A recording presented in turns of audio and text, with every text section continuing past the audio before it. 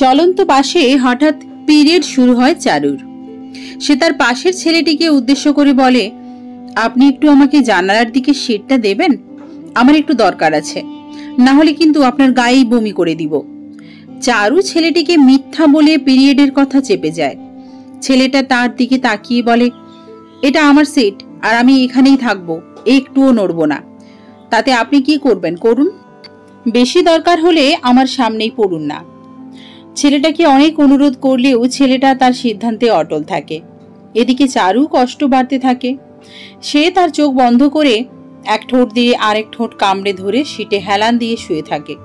তা দেখেও ছেলেটার মায়া হয় না, সেও সিটে হেলান দিয়ে শুয়ে পড়ে। দীর্ঘ একদিনের জার্নির কেবল 12 ঘন্টা অতিবাহিত হলো। এখনো 12 ঘন্টা রয়েছে। চারুর কষ্টের পরিমাণ ধীরে ধীরে বাড়তে থাকে। চারু যদি জানতো এরকম একটা লোক তার পাশে বসবে, তাহলে খালার বাসা যাওয়ার প্ল্যানটাই ক্যান্সেল করে দিত। এদিকে ছেলেটা ট্যারা চোখে চারুর দিকে তাকাচ্ছে আর চোখ বন্ধ করে নিচ্ছে। এক পর্যায়ে চারুর পাজামা রক্তে ভিজতে শুরু করে, সাথে ব্যথা বাড়তে শুরু করে। এটা তার জীবনের 3য় পিরিয়ড। আগেও 2 বার এরকম ব্যথা সহ্য করেছে, তবে এবারেরটা একটু আগের তুলনায় বেশি। রক্ত আস্তে আস্তে দখল নিতে শুরু করেছে সমস্ত পাজামা। চারু এক ঠোঁট দিয়ে আরেক ঠোঁটকে কামড়ে ধরে নীরবে চোখের পানি ফেলছে। ছেলেটা চারুর রক্তাক্ত পাজামার দিকে তাকিয়ে আছে। চারু এবার সিদ্ধান্ত নেয় শত কষ্ট করে হলেও ড্রাইভারকে বলে বাসটা থামাতে হবে। এই জন্য সে উঠে দাঁড়ায়। সে উঠে দাঁড়াতেই ছেলেটা তার পাজামার দিকে তাকিয়ে বলে, আমি আপনাদের মতো কমন সেন্স মানুষ কখনো দেখিনি। এইরকম ইম্পর্টেন্ট একটা মুহূর্তে কিভাবে পারেন এভাবে জার্নি করতে? নিন, আমি অন্যদিকে ঘুরছি। এই বলে ছেলেটা অন্যদিকে তাকায়। পকেট থেকে রুমাল বের করে চোখ দুটো বেঁধে নেয়। চারুর ভাগ্য ভালো যে সে বাসের সর্বশেষের কোণে সিটে বসেছে, না হলে আজ তাকে বিশাল এক বিড়ম্বনায় পড়তে হতো। ছেলেটা অন্যদিকে তাকিয়ে চোখ বাঁধা অবস্থায় চারুকে উদ্দেশ্য করে বলে, নিন, তাড়াতাড়ি শেষ করুন। ছেলেটার আদেশ পেয়ে চারু খানিকটা কষ্ট করে হলেও তার ব্যাগটা নামায় উপর থেকে। তারপর ব্যাগের চেন খুলে খুঁজতে শুরু করে এই মুহূর্তে তার কাঙ্ক্ষিত জিনিসটা। সে সমস্ত ব্যাগের কাপড় ওলটপালট করেও খুঁজে পায় না জিনিসটা।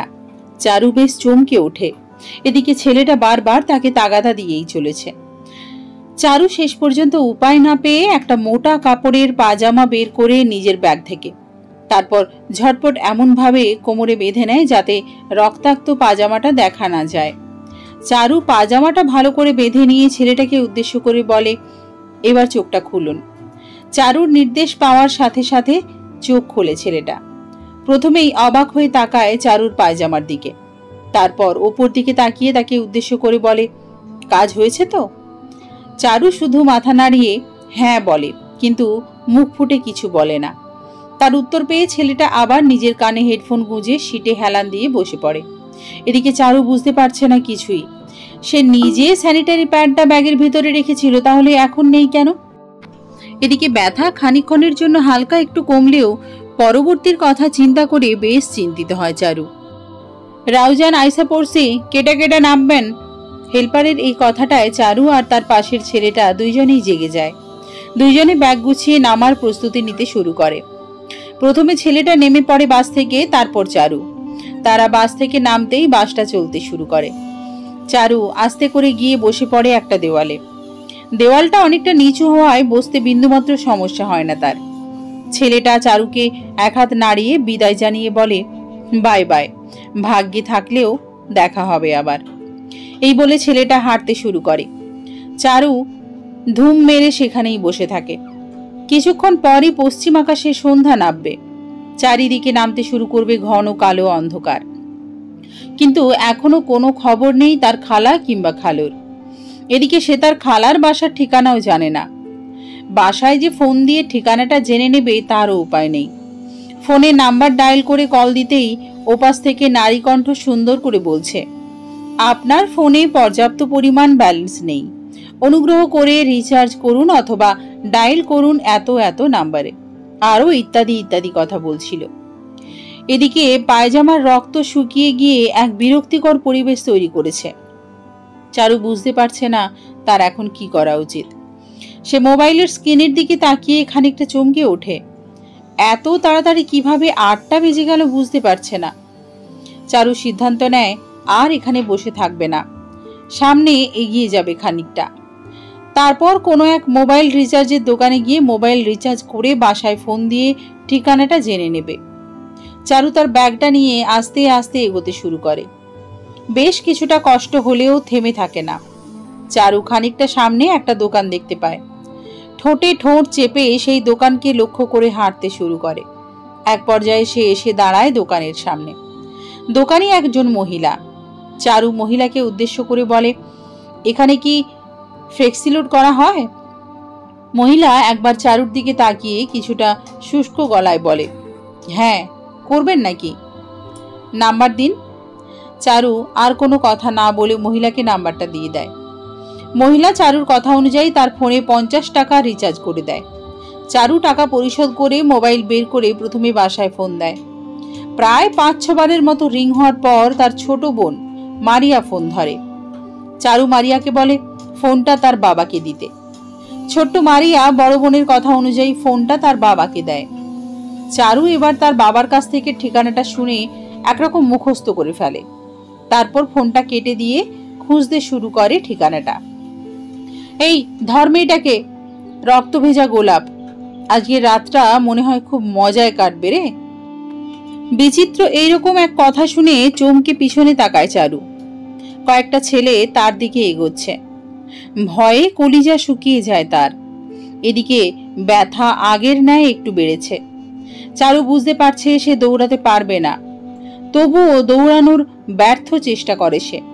এক হাতে ব্যাগ, অন্য হাতে মোবাইল নিয়ে দৌড়াতে শুরু করে সে।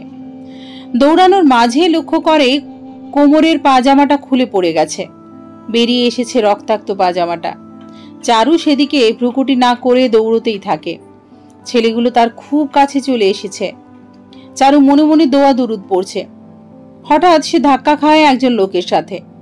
লোকটা তাকে না দেখে বলে ওঠে, আজকাল রাস্তায় এইসব পাগল যে কোথা থেকে বেড়ায়, ধুর। এই বলে লোকটা চারুর দিকে তাকায়। চারুও তাকায় লোকটার দিকে। দুজনে চমকে ওঠে দুজনকে দেখে।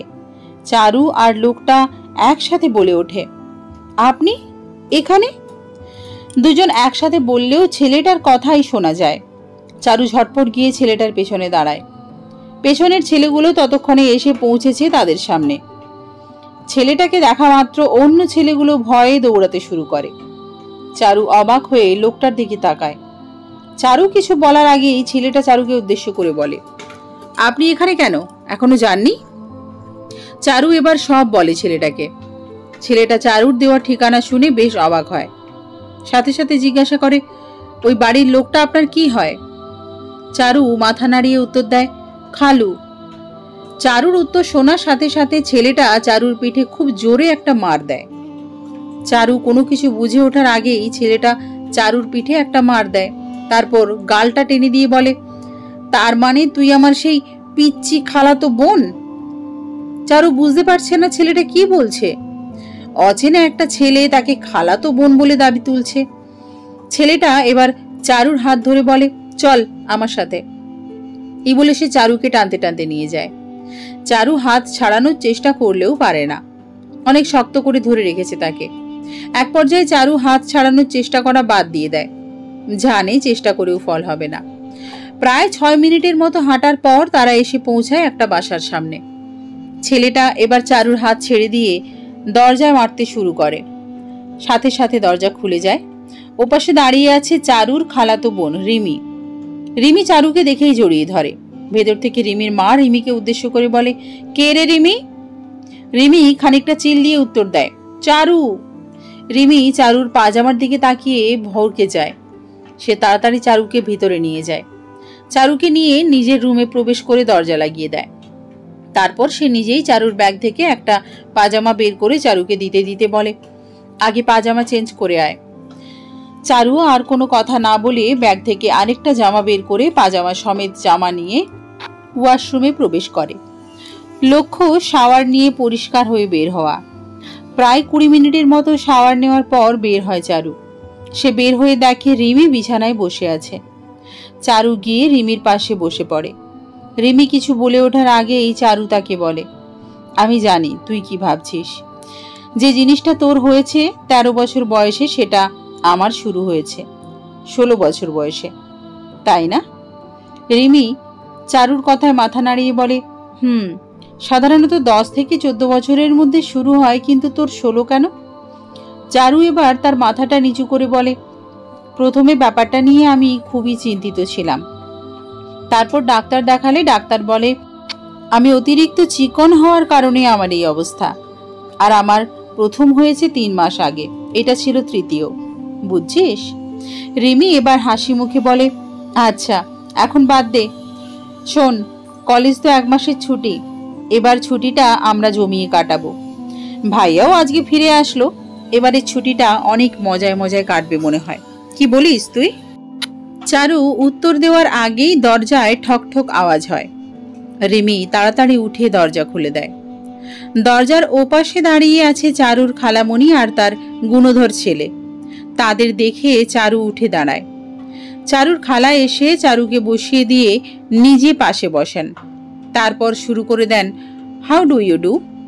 এক পর্যায়ের হাউ ডু ইউ ডুর পালা শেষ হলে তিনি ডিনারের জন্য আসতে বলে সেই স্থান ত্যাগ করেন। এতক্ষণ থেকে দাঁড়িয়ে দাঁড়িয়ে সব শুনছিল ছেলেটা আর রিমি। রিমি এবার তার ভাইকে বলে, আদনান ভাইয়া, কালকে আমরা বেড়াতে যাব। চারু বুঝতে পারে তার গুণধর খালাতো ভাইয়ের নাম আদনান। আদনান একবার চারুর দিকে আর একবার রিমির দিকে তাকিয়ে বলে, আমার ঠেকা পড়ে নাই তোদের মতো 3rd ক্লাস মেয়েদের সাথে ঘুরতে বের হওয়ার। এই বলে মেয়েদের মতো মুখ ভেঙচি কেটে সেই স্থান ত্যাগ করে আদনান। রিমি আর চারু তার যাওয়ার পথের দিকে তাকিয়ে থাকে। চারুকে নিয়ে ডিনার টেবিলে হাজির হয় রিমি। চারু সেখানে গিয়ে দেখতে পায় তাদের আগে থেকেই সেখানে বসে আছে আদনান ও তার মা। চারু গিয়ে আদনানের পাশের চেয়ারটায় বসে পড়ে। রিমি বসে পড়ে চারুর পাশের চেয়ারটায়। রিমির মা সবাইকে ভাত দিতে শুরু করে। চারু তার খালামণিকে উদ্দেশ্য করে বলে, খালামণি, খালু বাসায় নেই? তার খালামণি তার দিকে তাকিয়ে মুচকি হেসে বলে, তোর খালু কয়েকদিনের জন্য ঢাকা গেছে। তারপর কেউ আর কোনো কথা না বলে খেতে শুরু করে। খাওয়ার শেষ পর্যায়ে চারু অনুভব করে কেউ তার পায়ের মধ্যে সজোরে লাথি মেরেছে। সে বহু কষ্টে মুখ দিয়ে শব্দ করা হতে বিরত রাখে নিজেকে। তারপর তার কড়া চোখ দিয়ে টেবিলের প্রত্যেকটা ব্যক্তির দিকে তাকায় চারু। সবার মনোযোগী নিজ নিজ প্লেটের দিকে। চারু বুঝতে পারে না কে এই অকাজটা করলো। সেদিনের মতো ডিনার শেষ করে চারু। পানি খেয়ে রিমির ঘরে উদ্দেশ্য করে হাঁটতে শুরু করে। তার আগে রিমি নিজের ঘরে চলে গেছে। চারু রিমির ঘরে যাওয়ার সময় মাঝে একটা সুন্দর ঘর লক্ষ্য করে। কৌতূহল বশত ভেতরে প্রবেশ করে চারু। ভেতরে প্রবেশ করে ঘরের চারিদিকটা দেখতে শুরু করে চারু। তার চোখ আটকে যায় বিছানার উপর থাকা মোবাইলটার দিকে। চারু ভয় নিয়ে মোবাইলটা হাতে নেয়। তারপর কোণের বাটনটাতে চাপ দিয়ে মোবাইলটা অন করে। মোবাইলটা অন করে ওয়ালপেপারটা দেখে চিল্লিয়ে উঠে চারু। সাথে সাথে রুমের ভেতরে আগমন ঘটে আদনানের। বিছানার উপর চারুকে মোবাইল হাতে দেখে তাড়াতাড়ি এসে চারুর হাত থেকে মোবাইলটা ছিনিয়ে নেয় সে। তারপর খানিকটা কড়া গলায় বলে, তুই আমার রুমে কেন কেন এসেছিস?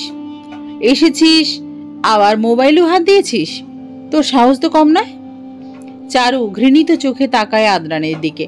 তারপর আদনানকে উদ্দেশ্য করে বলে, আপনি এত বেহায়া আমি জানতাম না।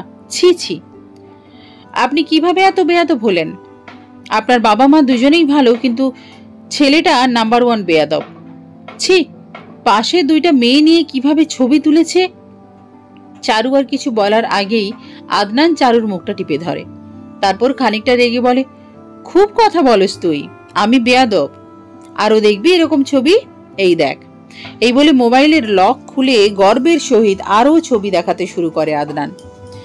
এইসব ছবি দেখে নিজের চোখ বন্ধ করে নেয় চারু। আদনান এবার চারুকে দাঁড় করায়। তারপর এক রহস্যময়ী গলায় বলে, আমি তোর মতো সারাদিন বই নিয়ে পড়ে থাকি না। পড়তে পড়তে নিজের শরীরটাকে তো ডান্ডা বানিয়ে ফেলেছিস।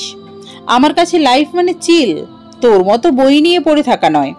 আরো দেখবি না কি পিকগুলো। চারু আর কোনো কথা না বলে তৎক্ষণাৎ আদনানের রুম ত্যাগ করে। চারু খুব রেগে গেছে। এই ছেলের সাহস কম নয় তো, তাকে কিনা বলে ডান্ডা চুনি। এর প্রতিশোধ সে নেবেই। এইরকম আরো নানা কথা বিড়বিড় করতে করতে রিমির রুমে প্রবেশ করে চারু। দেখে রিমি ঘুমিয়ে পড়েছে। চারু গিয়ে শুয়ে পড়ে রিমির পাশে, ঘুমিয়ে পড়ে সেদিনের মতো। রাত 2টো কি 3টের সময় এক আজব চিৎকারে ঘুম ভাঙে চারু আর রিমি দুজনেরই। দুজনে তাড়াহুড়ো করে দরজা খুলে বের হয়। বের হয়ে বুঝতে পারে কত বড় ভুল করে ফেলেছে। মধ্যরাতে আদনানের বাড়িতে হানা দিয়ে একদল ডাকাত। দলনেতার কথা অনুযায়ী 3 জন ডাকাত যথাক্রমে রিমির মা, রিমি ও চারুর গলায় ছুরি ধরে আছে। এখানে অবাক করার বিষয় হচ্ছে বাড়িতে এত কিছু ঘটে যাচ্ছে অথচ আদনানের রুমের দরজা এখনো বন্ধ। দলনেতার নির্দেশে একজন গিয়ে আদনানের দরজায় থাবা মারতে শুরু করে। প্রায় 2 মিনিটের মতো থাবা মারার পর হঠাৎ খুলে যায় দরজা। দরজার ওপাশে ভেসে ওঠে সদ্য ঘুম থেকে ওঠা আদনানের মুখখানা। সে চোখ ডলতে ডলতে বলে, কে রে? এত রাতে কেউ এভাবে ডাকাডাকি করে নাকি? তার এই কথার জবাবে একজন ডাকাত বলে ওঠে, আমরা ডাকাত, আজ তোমাদের বাড়ি ডাকাতি করব। আদনান তাদের চমকে দিয়ে উত্তর দেয়, ডাকাতি করবে তা করো, আমার দরজায় থাবা মারছো কেন? তোমরা যা করার করো, কিন্তু আমার ঘুমের ডিস্টার্ব দিও না। এই বলে সে রুমের দরজা বন্ধ করে দেয়। তার এরকম কথাবার্তায় ডাকাত দল সহ উপস্থিত সবাই বোকা হয়ে যায়। এবার ডাকাত দলনেতার কথা অনুযায়ী অন্যান্য লোকেরা এক এক করে চলে যায় সবকিছু আনতে। এদিকে সবারই গলায় ছুরি ধরা। এই অবস্থায় কেটে যায় 10 মিনিট। হঠাৎ তাদের ঘরের ভেতরে প্রবেশ করে কয়েকজন ছেলে। তারা সংখ্যায় 20। ডাকাত দলনেতা তাদের দেখে চমকে যায়। তাদের হাতে পিস্তল রয়েছে। সাথে সাথে খুলে যায় আদনানের ঘরের দরজা। ধরে ফেলা হয় ডাকাতদের। বাসায় উপস্থিত সব আত্মীয় স্বজনরা আদনানকে নিয়ে মেতে আছে, যা মোটেও সহ্য হচ্ছে না চারুর। কালকে সংবদ্ধ একটা ডাকাত দলকে ধরিয়ে দেওয়ার পর আদনানের কথা মতোই সবাইকে বাড়িতে দাওয়াত দেওয়া হয়েছে। সবাই আদনানের প্রশংসা করছে, শুধুমাত্র চারু আর রিমি বাদে। এবার আদনান সবার মাঝ থেকে উঠে এসে রিমি আর চারুর সামনে দাঁড়ায়। রিমি তাকে দেখে মুখটা সরিয়ে নেয়। আদনান এবার নিজের কুনুইতা ডলতে ডলতে বলে, বুঝলি, তোরা দুইটা হলি গবেট। গবেট কথাটা শুনে রিমি আর চারু দুজনেই প্রচন্ড রেগে যায়। তাদের রাগ দেখে আদনান আবার বলতে শুরু করে, সারা জীবন গবেট থাকলে হবে না, আমার মতো বুদ্ধিমান হতে শেখো। দেখ আমি কিভাবে কালকে ডাকাত দলকে ধরিয়ে দিলাম। ও শিট, তোরা দেখবি কি করে, তোরা তো আস্ত কানা। আদনান যে তাদের অপমান করছে সেটা ঢের বুঝতে পারছে দুইজনেই, কিন্তু কিছু বলতে পারছে না, শুধু ভিতরে ভিতরে রেগে যাচ্ছে। এমন সময় আদনানের পাশে এসে দাঁড়ায় তার ফুফাতো বোন। শুরু করে দেয় ন্যাকামি। এই মেয়েটাকে উষালগ্ন থেকে দেখতে পারে না রিমি, শুধু ছেলেদের সাথে ঢলাঢলি করে। মেয়েটা আদনানের কাঁধে হাত রাখে, আদনানও তার কাঁধে হাত রাখে। এবার মেয়েটা রিমি আর চারুর দিকে তাকিয়ে বলে, এদের দাঁড় করিয়ে রেখেছো কেন আদু?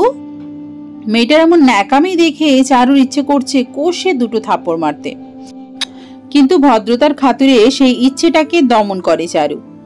আদনান এবার মেয়েটার দিকে তাকিয়ে বলে, কাদের কথা বলছো? এই গবেটগুলোর? আরে এইগুলো তো আস্ত একটা অবুদ্ধিমানের ঢিপি, তাই তাদের কিছু টিপস দিচ্ছি বুদ্ধিমান হওয়ার। আর তুমি তো জানো আমি কত বুদ্ধিমান। নিজের সম্পর্কে আদনানের এত অহংকার সহ্য করতে পারে না চারু আর রিমি দুইজনেই। তারা দুজনে আর এক মুহূর্ত দেরি না করে সেখান থেকে চলে যায়। দুইজনেই রিমির রুমে প্রবেশ করে দরজা লাগিয়ে দেয়। রেগে গিয়ে বসে পড়ে বিছানায়। দুইজন দুদিকে মুখ করে তাকিয়ে থাকে। দুজনের মনেই আদনানের প্রতি সীমাহীন রাগ বিরাজ করছে। দুজনে দুদিকে মুখ ঘুরে প্রায় 4 মিনিট বসে থাকার পর রিমি প্রথমে চারুর দিকে তাকায়, চারুও তাকায় রিমির দিকে। দুজনের মধ্যে চোখাচোখি হয়ে যায়। চারু, তোকে একটা গোপন কথা বলতে চাই, রিমি বলল। চারু খানিকটা আগ্রহ নিয়ে বলে, কি গোপন কথা? রিমি তার মাথাটা নিচু করে ফেলে, তারপর গলার আওয়াজটা কিছুটা নিচু করে এক নিঃশ্বাসে বলতে শুরু করে, তোকে আমাদের বাড়িতে নিয়ে আসা হয়েছে একটা ছেলেকে দেখানোর জন্য। ছেলেটা বাবার বন্ধুর ছেলে, আমেরিকাতে থাকে। তোর সাথে তার বিয়ের কথা চলছে। এতে তোর বাবা মাও রাজি আছে। আজকে তারা আসতেছে। আজকে তোকে ছেলেটাকে দেখতে আসবে। খুব তাড়াতাড়ি তোর বিয়ে দিবে তোর বাবা মা। আমাকে বলতে নিষেধ করলেও আমি তোকে বলে দিলাম। কথাগুলো এক নিঃশ্বাসে বলে ফেলে রিমি। চারু অবাক হয়ে রিমির মুখের দিকে তাকিয়ে আছে। রিমি মজা করছে নাকি সত্যি বলছে বোঝার চেষ্টা করছে। চারু আর ভাবতে পারছে না, এত তাড়াতাড়ি তাকে বিয়ে দেওয়ার চিন্তা করছে তার বাবা, এটা মানতে পারছে না। চারু 2 হাত দিয়ে নিজের মাথাটা চিপে ধরে। এই মুহূর্তে তার মাথা গরম করলে চলবে না, শান্ত মাথায় ভাবতে হবে কি করে বিষয়টা ভাঙা যায়। এই নিয়ে সে রিমির সাথে কথা বলতে শুরু করে।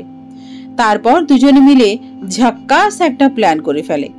প্ল্যানটা সফল হলে বিয়ে ভাঙবে নিশ্চিত। দুজনের মুখে হাসি ছড়িয়ে পড়ে।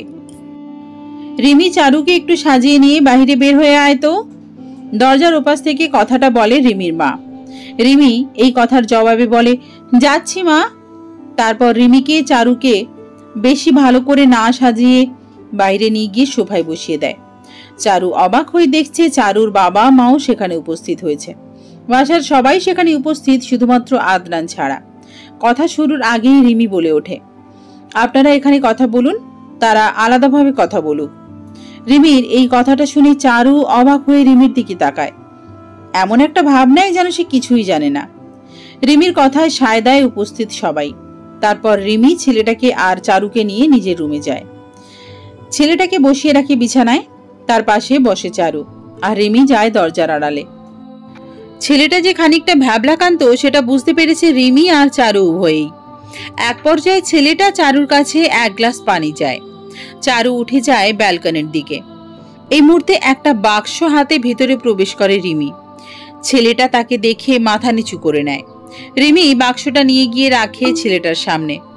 ছেলেটা আস্তে করে রিমিকে জিজ্ঞাসা করে, বাক্সটাতে কি? রিমি বাক্সটা খুলে দিয়ে বলে, আপুর পোষা সাপ। এই বলে রিমি সেখান থেকে চলে যায়। যাওয়ার সময় দরজাটা লাগিয়ে দিয়ে যায়। এদিকে সাপটা আস্তে আস্তে মাথা তুলে তাকাতে থাকে। কালো রঙের এই সাপটা দেখে ভীষণ ভয় পেয়ে যায় ছেলেটা।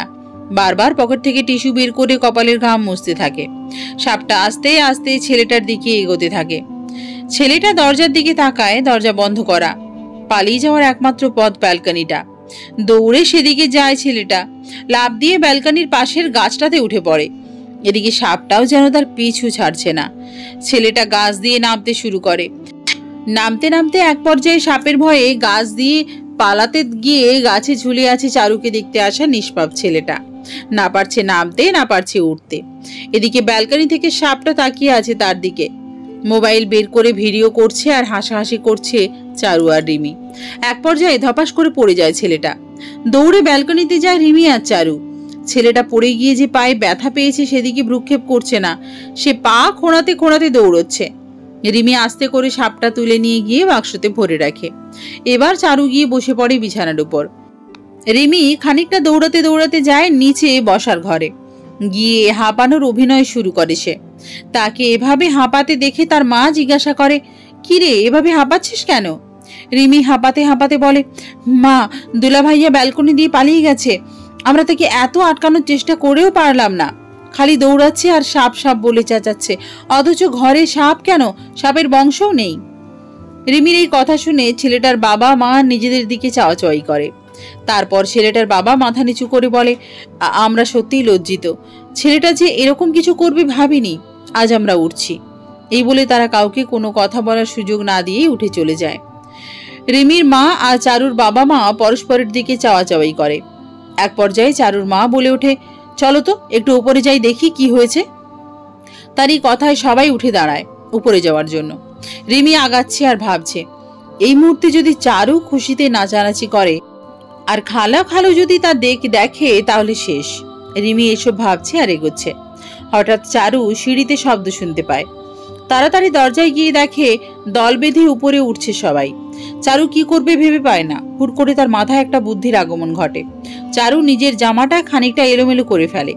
তারপর মুখ থেকে থুতু বের করে চোখের নিচে লাগিয়ে দেয়। তারপর শুরু করে দেয় কান্না করার অ্যাক্টিং। সবাই রুমে প্রবেশ করে। সবার শেষে চোখ বন্ধ করে রুমে প্রবেশ করে রিমি। কিছুক্ষণ চোখ বন্ধ করে থাকার পর চোখ খুলে রিমি। চোখ খুলে এক অবাস্তব দৃশ্য দেখতে পায় যা সে আশা করেনি। চারু কাঁদছে আর তার পাশে বসে তাকে সান্ত্বনা দিচ্ছে তার মা। রিমি অবাক হয়ে চারুর দিকে তাকালেই চারু রিমিকে উদ্দেশ্য করে চোখ মারে। চকিতে রিমি বুঝে নেয় এটা কি। ছেলের বাসা থেকে ফোন দিয়েছে। ফোন রিসিভ করে লাউড স্পিকারে দেয় চারুর বাবা। রিমি আর চারু দুইজনেই ভড়কে যায়।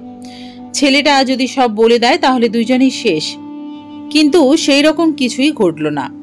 উল্টে তারা বলে আবার নাকি কালকে আসবে, এসে সবকিছু পাকা করে যাবে। এই কথাটা শুনে চারুর বাবা মায়ের মনে স্বস্তি আসলেও অস্বস্তি দেখা দেয় চারুর মনে। তার মনের সঙ্গে রিমির মনেও দেখা দেয় একই রোগ। তৎক্ষণাৎ সেখান থেকে চলে যায় দুইজনেই। রিমি তার রুমে গিয়ে বিছানায় বসে পড়ে। চারু ভেতরে প্রবেশ করে খানিকটা জোরেই লাগিয়ে দেয় দরজাটা। তারপর গিয়ে বসে পড়ে রিমির পাশে। দুইজনের মধ্যে চোখাচোখি হলে দুইজনেই হেসে ফেলে। তারপর পুনরায় গম্ভীর হয়ে চারু বলে, একবার ভাগাইলাম আবার নাকি আসবে, এবার কি করব বুঝতে পারছি না। তোর মাথায় কি কোনো বুদ্ধি আসছে? রিমি নীরবে মাথা নাড়িয়ে বলে, না। এই মুহূর্তে দরজায় ঠকঠক শব্দ হয়। চারু উঠে গিয়ে দরজা খুলে দেয়। দরজার ওপাশে দাঁড়িয়ে আছে আদনান। আদনান চারুকে সরিয়ে দিয়ে ভেতরে প্রবেশ করে। তারপর ধপ করে শুয়ে পড়ে বিছানাটাতে। রিমি অবাক হয়ে আদনানকে দেখছে। আদনান এবার রিমি আর চারু দুজনকে উদ্দেশ্য করে বলে, ছেলেটা নাকি পালিয়ে গেছে। আদনানের এই কথায় রিমি আর চারু দুইজনেই মাথা নাড়ায়। আদনান এবার শোয়া থেকে উঠে দাঁড়িয়ে বলে, আমার মনে হচ্ছে তোরা কিছু করেছিস, না হলে একটা ছেলে এমনি পালাবে। চারু মুখটা খানিকটা মলিন করে বলে, আমরা কি করব বল, আমার ভাগ্যই এরকম। আদনান এবার উঠে চারুর সামনে দাঁড়ায়। তারপর খানিকটা শুষ্ক গলায় বলে, মন খারাপ করিস না, কালকে তো আবার আসবে, কালকে আমিও থাকবো। ছেলেটার সাথে দেখি কি করে পালায়। এই বলে আদনান ডেবিল মার্কা একটা হাসি দিয়ে সেখান থেকে চলে যায়। রিমি আর চারু দুজন দুজনের দিকে তাকায়। তারা কি ইচ্ছে করে এই বিপদটাকে ডাকিয়ে আনলো নাকি? আদনান যদি ছেলেটার সাথে থাকে তাহলে তো তাদের প্ল্যান খাটবে না। আবার নতুন উদ্যমে ভাবতে থাকে চারু আর রিমি। সেদিনের মতো রাতে ডিনার করে শুয়ে পড়ে বাসার সবাই। চারু আর রিমি দুইজনেই শুয়ে পড়ে। রিমির চোখে ঘুম আসলেও চারুর চোখে আসে না ঘুম। অনেকক্ষণ শুয়ে থাকার পরেও যখন ঘুম আসছে না, তখন চারু সিদ্ধান্ত নেয় ছাদে যাবে। আস্তে করে উঠে ছাদের পথে রওনা হয় চারু। ছাদে লাইট থাকার সুবাদে এই অন্ধকার রাতে আলোকিত ছাদটা, তবে একদিকে কিছুটা অন্ধকার রয়েছে। চারু ছাদের চারিদিকে পায়চারি করতে থাকে। পায়চারি করার সময় চারু দেখতে পায় দোলনাতে ঘুমিয়ে আছে আদনান। বুকের উপরে মোবাইলটা পড়ে আছে। চারু আস্তে আস্তে আদনানের দিকে এগোতে থাকে। এক পর্যায়ে চারু আদনানের সামনে গিয়ে তার মোবাইলটা নেওয়ার চেষ্টা করে। হালকা একটু নড়ে ওঠে আদনান। চারু মনে করে আদনান জেগে গেছে, তাই ছাদ থেকে ভোঁ দৌড় দিয়ে চলে যায় নিজের ঘরে। তারপর ঝটপট বিছানায় শুয়ে পড়ে। সাথে সাথে তার চোখে দেখা যায় ঘুমরাজ। সকালবেলা থেকেই বাড়ির সবাই ব্যস্ত, এখনই ছেলেপক্ষ দেখতে এলো বলে। এদিকে চারুকে সাজানোর ভার পড়েছে রিমির উপরে, তাই চারুকে নিয়েই মেতে আছে রিমি। এক পর্যায়ে ছেলেপক্ষ এসে পড়ে বাড়িতে। তাদেরকে ভেতরে নিয়ে আসে আদনান। চারুর বাবা আমজাদ সাহেব তাদের বসতে বলে। তারা বসতে বসতে বলে, আজকে বেশি দেরি করবে না, সবকিছু ঠিকঠাক করে এখনই চলে যাবে। আদনান গিয়ে বসে পড়ে ছেলেটার পাশে। কথা বলার এক পর্যায়ে ছেলের বাবা বলে, তো কালকে তো আপনার মেয়েকে ভালো করে দেখতেই পেলাম না, আজকেও কি দেখতে দিবেন না? আমজাদ সাহেব মুচকি হেসে বলে, অবশ্যই দেখবেন। আদনান, যাও তো চারুকে নিয়ে আসো তো। এই আদেশ পেয়ে মুহূর্তে দেরি না করে সেখান থেকে উঠে পড়ে আদনান। রওনা দেয় রিমির রুমে লক্ষ্য করে। সেই রুমে প্রবেশ করে রিমিকে উদ্দেশ্য করে বলে, চারুকে নিয়ে যেতে বলছে। রিমি আদনানের সাথে কোনো কথা না বলে চারুকে নিয়ে নিচে আসে। নিচে এসে চারুকে বসিয়ে দেয় ছেলেটার পাশে। তার পাশে বসে পড়ে রিমি। ছেলেটা যে লজ্জা পাচ্ছে তা বুঝতে কষ্ট হচ্ছে না কারো। সব কাজ শেষ হলে তারা সবাই উঠে দাঁড়ায়, এক এক করে বিদায় নিতে শুরু করে। চারু আর রিমি দৌড়ে ছাদে যায়। প্ল্যান অনুযায়ী ছাদে সবকিছু রেডি আছে, যখন বের হবে শুধুমাত্র কাজটা করা বাকি। সবার কাছ থেকে বিদায় নিয়ে বাসা থেকে বের হয় ছেলের বাবা মা আর ছেলে। তারা বের হতেই তাদের মাথা লক্ষ্য করে পচা কুমড়ো ছুঁড়ে মারে রিমি আর চারু। তারপর টুপ করে বসে পড়ে দুজনে। আস্তে আস্তে করে রওনা দেয় নিজেদের রুমে। এদিকে পচা কুমড়ো মাথায় পড়ে রেগে বোম হয়ে গেছে ছেলের বাবা মা। তাদের বাসায় ডেকে এনে এভাবে অপমান করা হচ্ছে, গা দিয়ে দুর্গন্ধ ছুটছে সবার। এমনকি একটা কাকও এসে বসেছে ছেলের বাবার মাথায়। বাসার সামনে দাঁড়িয়ে রাগে কাঁপতেছে ছেলের বাবা। তাদেরকে বাসায় এনে এভাবে অপমান করা হলো সেটা মানতে পারছে না। এদিকে আদনান সদর দরজাও বন্ধ করে দিয়েছে। ওই অবস্থা নিয়ে তিনজনই হাঁটতে শুরু করে। কোনো রিক্সাওয়ালাই তাদের তুলছে না, মোট কথা কোনো ড্রাইভারই তাদের নিজেদের গাড়িতে তুলছে না। রাগে মাথার তার ছিঁড়ে যাচ্ছে ছেলের বাবার। এদিকে নিজের রুমে বসে দরজা বন্ধ করে দিয়ে হাসছে রিমি আর চারু। তারা বুঝতে পারছে বিয়ে ভেঙে গেছে, যদি তাদের অপমান বোধ থেকে থাকে। অপেক্ষায় আছে কখন ফোন দিয়ে জানিয়ে দেবে যে বিয়ে ক্যান্সেল। এই মুহূর্তে রুমের ভেতরে প্রবেশ করে আদনান। ধপ করে বসে পড়ে সিঙ্গেল সোফাটাতে। তারপর এক এক করে রিমি আর চারুর দিকে তাকিয়ে খানিকটা গম্ভীর হয়ে বলে, পচা কুমড়ো ফেলাটা ঠিক করিসনি, লোকগুলো কষ্ট করে হেঁটে যাচ্ছে, কোনো ড্রাইভারই তাদের গাড়িতে তুলছে না গন্ধের কারণে। আদনানের মুখে এই কথাটা শুনে ভীষণ চমকে ওঠে রিমি আর চারু দুজনেই। রিমি তোতলাতে তোতলাতে বলে, তুমি জানলে কেমন করে? আদনান এবার একটা ডেভিল মার্কা হাসি দিয়ে বলে, আমাকে চিনলি না তোরা? তোদের এসব কাণ্ড কারবার আমার মোবাইলে ভিডিও করা আছে, দেখ। এই বলে আদনান তাদের সামনে তার মোবাইলটা ধরে। একটা ভিডিও দেখা যাচ্ছে। ভিডিওটাতে রিমি আর চারু পচা কুমড়ো তুলে নিচে ফেলে দেয়। চারু অবাক হয়ে বলে, কিন্তু তুমি তো তখন নিচে ছিলে।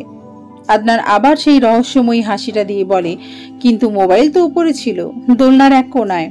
আচ্ছা বাদ দে, ভিডিওটা সবাইকে দেখানো দরকার, কি বলিস? এই কথা বলার সাথে সাথে রিমি আর চারু দুইজনেই আদনানের দুই হাত চেপে ধরে অনুরোধ করতে শুরু করে। আদনান এক পর্যায়ে রাজি হয়, তবে একটা শর্ত দিয়ে। শর্তটা হলো চারু আর রিমি প্রত্যেক দিন আদনানকে 300 করে টাকা দিবে। যেদিন দিতে পারবে না সেদিন ভিডিওটা দেখাবে সে। এই বলে হন হন করে রুম ত্যাগ করে আদনান। চারু আর রিমি তাকিয়ে আছে তার যাবার পথে।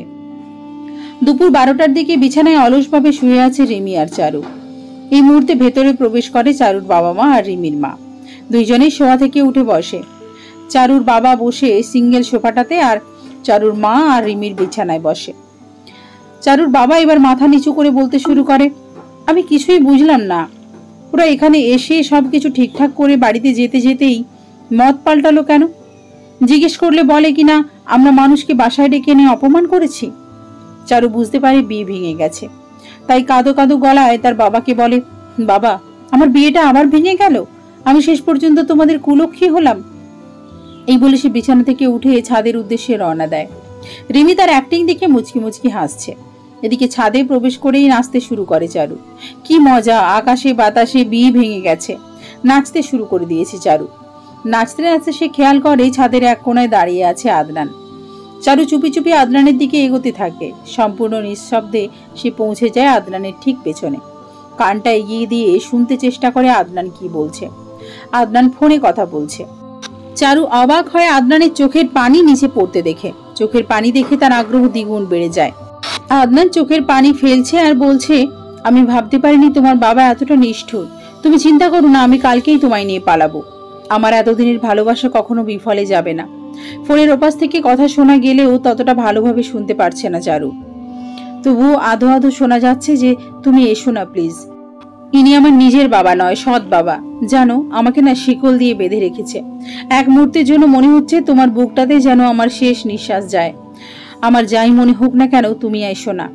আমাকে যেমন শিকল দিয়ে বেঁধে রেখেছে, তোমাকে দেখলে গুলি করে ফেলবে। তার চেয়ে সেই মদখোর ছেলেটাকে বিয়ে করি। আদনান ফুপিয়ে ফুপিয়ে বলে, আমাকে এত তাড়াতাড়ি ভুলে গেলে? মনে নেই আমরা কি শপথ করেছিলাম? আমি তোমাকে নিয়ে আসবই ওখান থেকে। প্লিজ তুমি আর একটু কষ্ট করো। ওপাশ থেকে আবার বলতে শুরু করে, না তুমি আসবে না। এই বলে কান্না করছে। তারপর শোনা যায় খুব জোরে কান্নার আওয়াজ।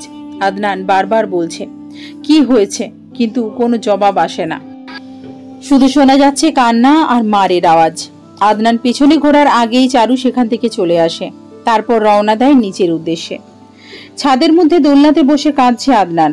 চারু নিচে নামতে নামতে চোখে হাত দিয়ে চমকে ওঠে। তার চোখেও পানি। সত্যিই তার জানা ছিল না এমন ভালোবাসাও হয়। চারু কোনো কথা না বলে রিমির রুমে প্রবেশ করে।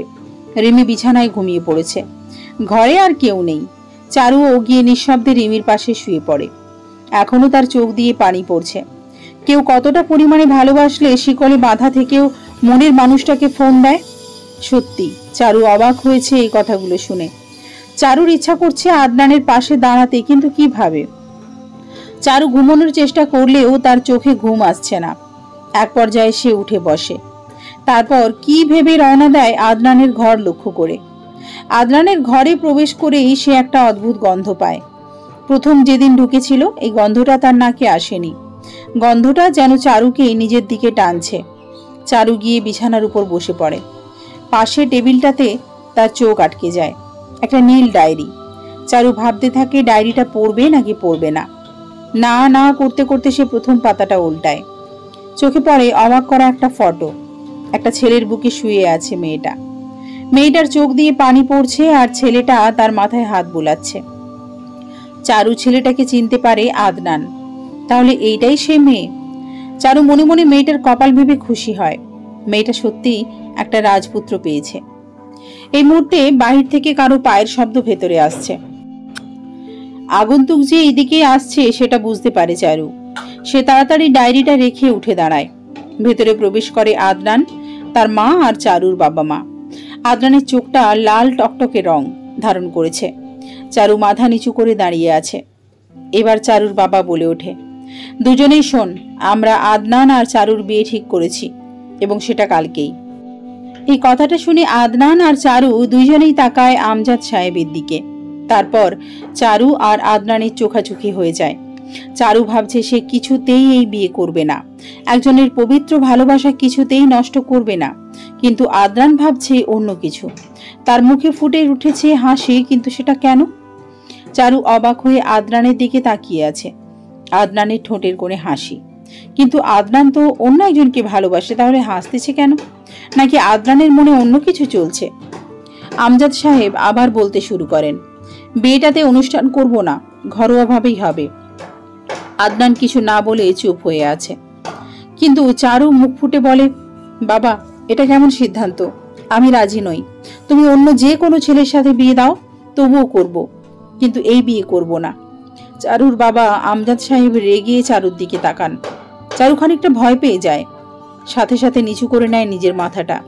কিন্তু চারু অবাক হচ্ছে এই ভেবে যে আদনান কিছু বলছে না কেন। সে না সেই মেয়েটাকে নিজের থেকেও বেশি ভালোবাসে, তাহলে আমাকে বিয়ে করতে চাইছে কেন? আমজাদ তার শেষ কথা বলে চলে যান। তার শেষ কথা ছিল কেউ রাজি থাকুক আর না থাকুক এই বিয়ে হবেই। আমজাদ সাহেবের পর আদনানের মা ও চারুর মাও সেখান থেকে চলে যায়। আদনান ধপ করে বসে পড়ে বিছানায়। চারু লজ্জায় আদনানের দিকে তাকাতে পারছে না। আদনান মাথা নিচু করে গম্ভীর হয়ে কিছু ভাবছে। সেই ইশারায় চারুকে সামনে সোফায় বসতে বলে।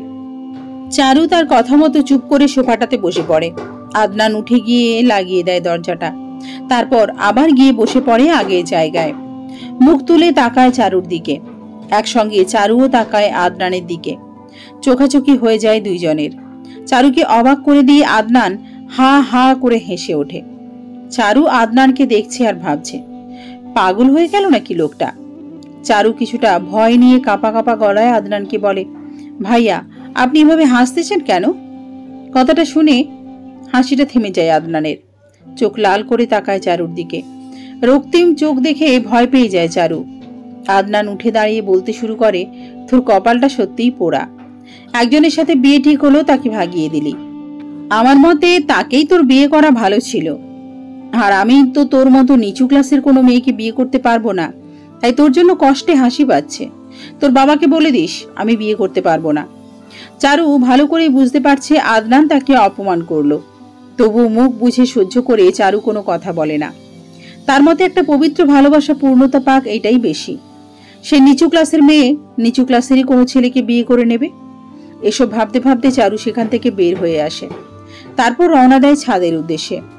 ছাদের এক কোণে গিয়ে দাঁড়ায়, যেখানে দাঁড়ালে অত সহজে বোঝা যায় না যে ওখানে কেউ আছে। চারু এক দৃষ্টিতে তাকায় আকাশের দিকে। এই মুহূর্তে কারো উপস্থিতি টের পায় চারু। মাথা ঘুরিয়ে তাকায় পেছন দিকে। আদনান একটা ফোন হাতে পায়চারি করছে। মনে হয় মেয়েটাকে ফোন দিতে চাচ্ছে। এক পর্যায়ে আদনান ফোনটা কানের কাছে ধরে বলে, নিতিয়া, তুমি কেমন আছো এখন? আমি আজকে রাতেই যাব। ওপাশ থেকে কি বলে সেটা শোনার কৌতূহল ধরে রাখতে পারে না চারু। তখনকার মতো নিঃশব্দে আগাতে থাকে আদনানের দিকে। দাঁড়িয়ে পড়ে একেবারে আদনানের পিছনে। ওপাশ থেকে বলছে, না প্লিজ তুমি এসো না। বাবা শটগান নিয়ে পাহারা দিচ্ছে। আমার বিয়েটা দিতে না পারলে তার লাখ লাখ টাকার ক্ষতি হয়ে যাবে। তুমি এসো না, তোমার কিছু হলে আমি সত্যি বাঁচতে পারবো না। এই বলে ওপাশ থেকে ভেসে আসে ফুপিয়ে কান্নার আওয়াজ। সাথে সাথে কেটে যায় ফোনটা। চারু সেখান থেকে সরে পড়ার আগেই আদনান পেছনে ঘোরে। চারু বরফের মতো জমে যায়। আদনান চারুকে দেখে চমকে ওঠে। চারু দৌড়ে পালাতে গেলে আদনান তার হাতটা ধরে দোলনায় বসিয়ে দেয়। আদনান রেগে তাকায় চারুর দিকে। চারু মাথা নিচু করে ফেলে। আদনান এবার চারুর মাথাটা ধরে বলে, আমার পেছনে দাঁড়িয়ে কি শুনছিলি, বল তাড়াতাড়ি। কথাটা আদনান খানিকটা চিল্লিয়েই বলে। চারু চমকে ওঠে আদনানের গলার আওয়াজে। ভয়ে কাঁপতে কাঁপতে বলে, মেয়েটার কথা।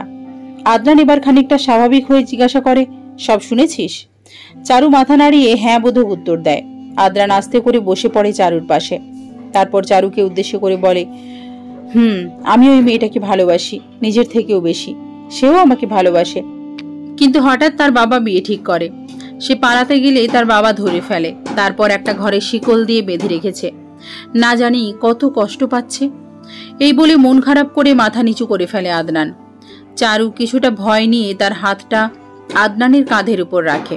তারপর আদনানকে সান্ত্বনা দেওয়ার জন্য বলে, আজকে তো তাকে আনতে যাবে, আমার কাছে একটা বুদ্ধি আছে। সাথে সাথে আদনান চারুর দিকে তাকায়। তার শুকিয়ে যাওয়া গলাটা দিয়ে বলে, কি বুদ্ধি? চারু এবার আদনানের দিকে ঘুরে বসে। তারপর চারিদিকে তাকিয়ে নেয় একবার। তারপর আস্তে করে বলে, তুমি যদি তাকে বের করতে যাও তাহলে তো তোমাকে ধরে ফেলবে। তার চেয়ে আমি তার বান্ধবী সেজে যাব। তারপর তাকে বাসা থেকে বের করে আনবো। তুমি বাহিরে গাড়ি নিয়ে অপেক্ষা করবে, আমি তোমাদের গাড়িতে তুলে দিয়ে চলে আসব। চারুর এই প্ল্যানটা মনে ধরল আদনানের। তাই তো চারুর পিঠে খুব জোরে একটা মেরে মুচকি হাসি দিয়ে বলে, ভালো বুদ্ধি বের করেছিস, যা, তোদের থেকে আর 300 টাকা নেব না। এদিকে মারটা খুব জোরে হওয়ায় পিঠটাতে ব্যথা শুরু হয়ে গেছে চারুর। আদনান দোলনা থেকে উঠে চলে যায়। চারু বসে ব্যথায় হাত দিয়ে মালিশ করতে থাকে। অবশেষে চলে আসে কাঙ্ক্ষিত সেই সময়। আদনান চারু দাঁড়িয়ে আছে মেয়েটার বাড়ির সামনে। চারু আদনানের কাছ থেকে বিদায় নিয়ে বাড়ির ভেতরে প্রবেশ করে। দারোয়ান জিজ্ঞাসা করে জেনে নেয় নিতিয়াদের ফ্ল্যাট কোনটা। দারোয়ানদের দেওয়া ঠিকানা অনুযায়ী চারু দরজার সামনে গিয়ে কলিং বেল বাজায়। দরজা খুলে দেয় এক মহিলা। জিজ্ঞাসা করে কি চাই। চারু সাথে সাথে উত্তর দেয়, নিতিয়ার সাথে দেখা করব, আমার একটা নোট তার কাছে আছে। মহিলা বিন্দুমাত্র দ্বিধা না করে চারুকে ভেতরে নিয়ে যায়। তারপর একটা দরজার সামনে গিয়ে দরজার মারতে মারতে বলে, নীতি, তোর বান্ধবী এসেছে। সাথে সাথে খুলে যায় দরজা। নীল রঙের জামা পরা একটা মেয়ে দাঁড়িয়ে আছে চারুর সামনে। চারু তাকে কোনো কথা বলার সুযোগ না দিয়ে ভেতরে প্রবেশ করে। তারপর দরজাটা লাগিয়ে দেয়। নিতিয়ার মা বোকা মহিলা সেখান থেকে চলে যায়। চারু দেখতে পায় ঘরের বিছানার মধ্যে শিকল। নিতিয়া অবাক হয়ে জিজ্ঞাসা করে, এই মেয়ে, তুমি কে? চারু সাথে সাথে বলে, আদনান ভাইয়া পাঠিয়েছে তোমাকে নিয়ে যেতে। মেয়েটা সাথে সাথে বলে, চলো। এই বলে সে চারুকে নিয়ে একটা জানালার সামনে আসে। জানালা দিয়ে লাফ দেয় প্রথমে নীতি, তারপর চারু। রোডের ওপাশে দাঁড়িয়ে আছে আদনান। চারু আর নিতিয়াকে আসতে দেখে বাইকে বসা থেকে উঠে দাঁড়ায়। নিতিয়া আর চারু দৌড় দেয় আদনানকে লক্ষ্য করে। এই মুহূর্তে একটা ট্রাক চলে আসে তাদের সামনে। আদনান থ মেরে যায়। খুব জোরে একটা চিল্লান শোনা যায়। আদনান দৌড়ে সেখানে গিয়ে থমকে দাঁড়ায়। দেখার চেষ্টা করে কার ক্ষতি হলো। চারুর দেহটা পড়ে আছে, তার পাশে নিতিয়া। আদনান পরীক্ষা করতে শুরু করে দুজনকে। নিতিয়ার আগে চারুকে পরীক্ষা করে। আদনান আগে চারুর নার্ভ চেক করে।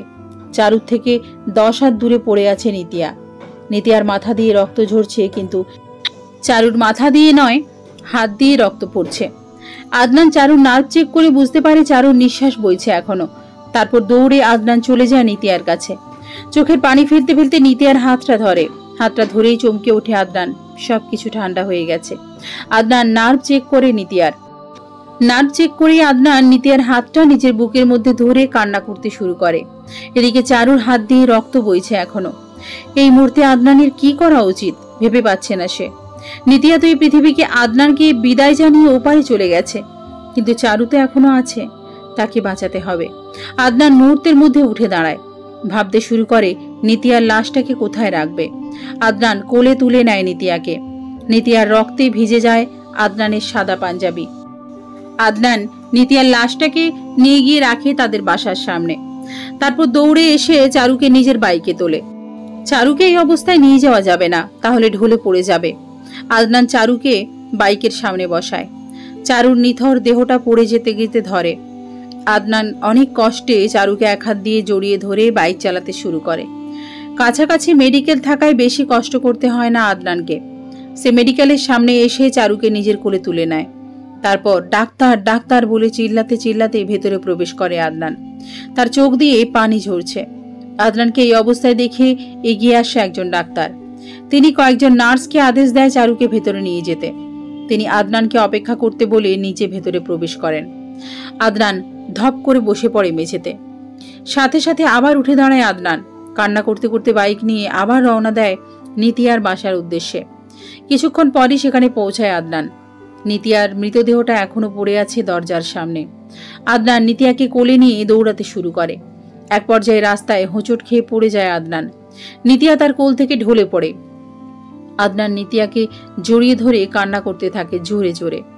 কিছুক্ষণ পরেই চারুর জ্ঞান ফেরে। তাকিয়ে দেখে হাতে ব্যান্ডেজ করা, পাশে দাঁড়িয়ে আছে একজন ডাক্তার। চারু খানিকটা উত্তেজিত হয়ে ডাক্তারকে জিজ্ঞাসা করে, আমি কি এখন নিরাপদ? আমি কতক্ষণ অজ্ঞান হয়েছিলাম? চারুর মুখের কথা শুনে ডাক্তার খানিকটা হেসে বলেন, 1 ঘন্টা যাবৎ আপনি অজ্ঞান ছিলেন। আপনি এখন নিরাপদ, শুধুমাত্র এই হাতটাতে চোট পেয়েছে আপনার। আপনাকে একটা ছেলে কোলে করে নিয়ে এসেছিল, কিন্তু এখন তাকে খুঁজে পাওয়া যাচ্ছে না। চারু বুঝতে পারছে ডাক্তার কার কথা বলছে। নিজের জন্য যতটা না চিন্তা হচ্ছে তার চেয়ে বেশি চিন্তা হচ্ছে নিতিয়ার জন্য। নিতিয়া ঠিক আছে না নেই? চারু আস্তে করে উঠে দাঁড়ায়। ডাক্তার তাকে নিষেধ করলেও সে শোনে না। তাকে এখন কষ্ট করে হলেও নিতিয়াদের বাসায় যেতে হবে। চারু বের হয়ে হাঁটতে শুরু করে। রাস্তা দিয়ে হাঁটছে আর চারিদিকে তাকাচ্ছে। প্রায় 10 মিনিট হাঁটার পর চারু এক অবাক করা দৃশ্য দেখতে পায়। ভালো করে দেখার জন্য আর একটু সামনে যায়। সামনে এগিয়ে চমকে ওঠে চারু। মাটিতে পড়ে আছে নিতিয়ার দেহ। তার বুকের উপর মাথা রেখে নীরবে কান্না করছে আদনান। রাতের চাঁদের আলোয় আবছা আবছা দেখা যাচ্ছে আদনানের মুখটা। চারু আদনানকে দেখলেও আদনান এখনো চারুকে দেখতে পায়নি। আদনান এবার উঠে দাঁড়ায়। তারপর নিতিয়ার মাথাটা নিজের কোলে তুলে নেয়।